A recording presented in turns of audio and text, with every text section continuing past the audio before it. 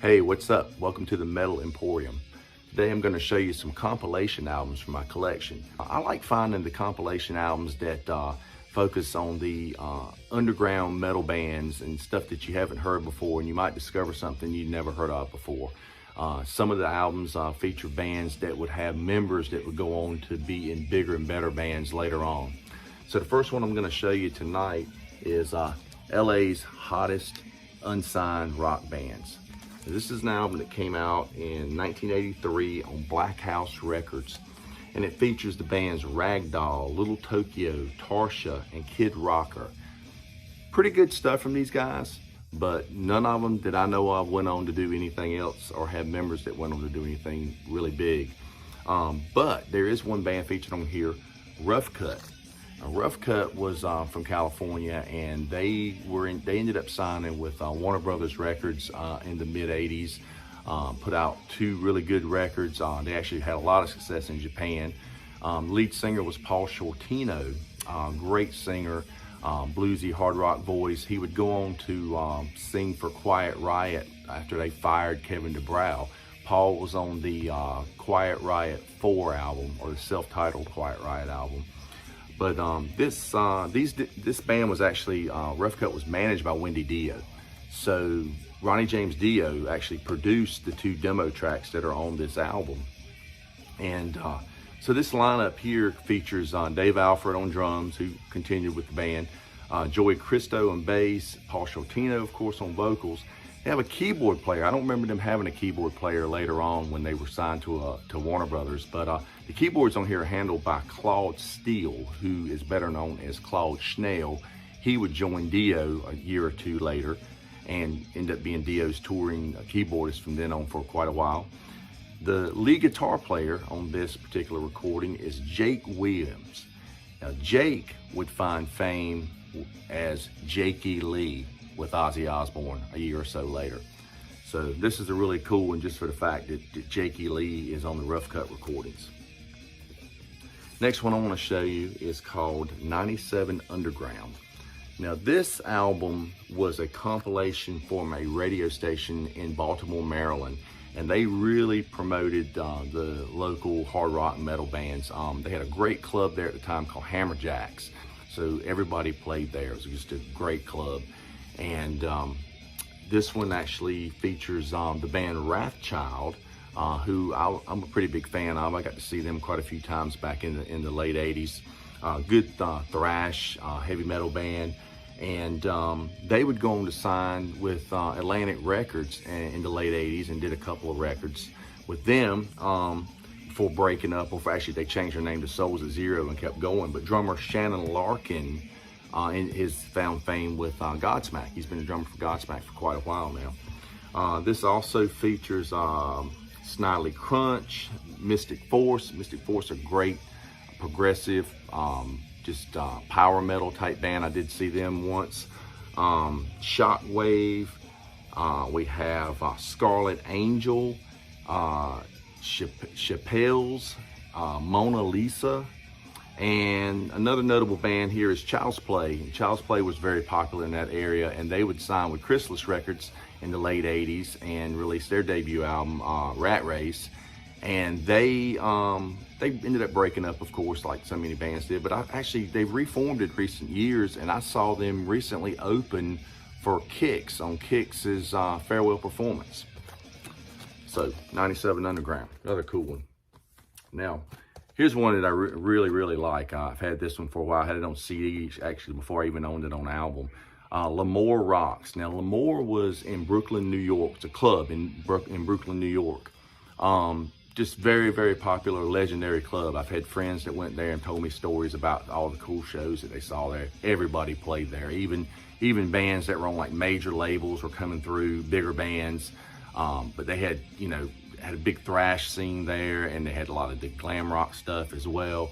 But this one also features Wrathchild. Now this one actually came out in 1987 on Mercenary Records. It features Wrathchild with another song, Armed to Deliver, great song. Matriarch is on this one. A band called Jet Black. Now, Jet Black are kind of glammy looking, but they're actually, the song here, they have Battered Child, is actually a really thrashy number. Their guitar player, Christy Crash Majors, would go on to be in the glam band Pretty Boy Floyd. We have Lethal Assassin on this one, a band called The Boys. There's how many bands called The Boys over the years. Attacker is another band featured on this album. I love Attacker. They would sign with Metal Blade Records, did several albums. Great debut album, Battle at Helm's Deep, just an excellent album. Another band featured here is a theatrical band from Detroit called Halloween. They would wear makeup, and they did the whole kind of Halloween style theme stage show, and they used to tour up down the East Coast. And lastly, Mean Streak. Mean Streak, great band. They actually signed a deal with late 80s with Mercenary Records, the label, to put this album out. Mean Streak was an all-female heavy metal band, and they were really on the heavy side. Really good debut album called Roadkill. Really like that album. Been a big fan of it for a long time. And a couple of the ladies in this band would go on to marry members of Dream Theater. And I think a couple years ago, they actually reformed, and they went out on tour opening for John Petrucci's solo tour. So yeah, Mean Streak, cool band. L'Amour Rocks. If you can find this one, it's worth picking up. Here's one that's on the Megaforce label. Now, Johnny Z and Megaforce Records was all about breaking new bands. You know, he discovered Metallica, and pretty much they became the flagship band for that label.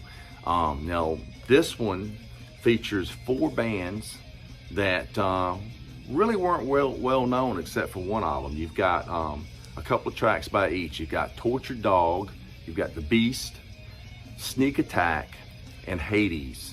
Hades is the only band that I know from here that actually went on to have actually release some full-length albums and have a little success. They put a couple albums on the Combat and the Music for Nations label.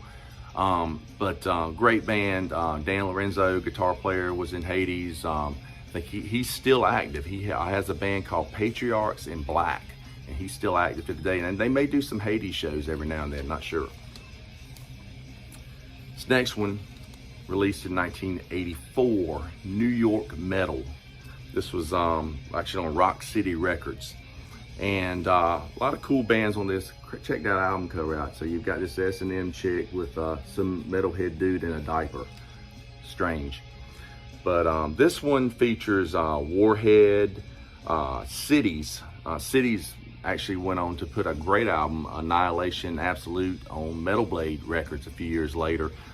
They were kind of famous for having AJ Pero, the drummer for Twisted Sister, was their drummer during that period. But on this particular recording, they have Greg D'Angelo, and I know Greg's name, I recognize that. He was in White Lion some years later. Takashi has a song here. Takashi, just good straight up heavy rock band.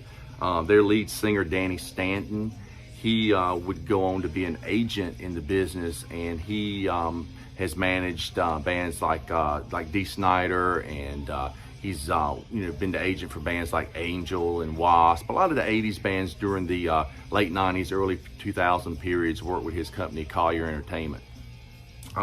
Virgin Steel is featured on here. Love early Virgin Steel with Jack Starr on guitar.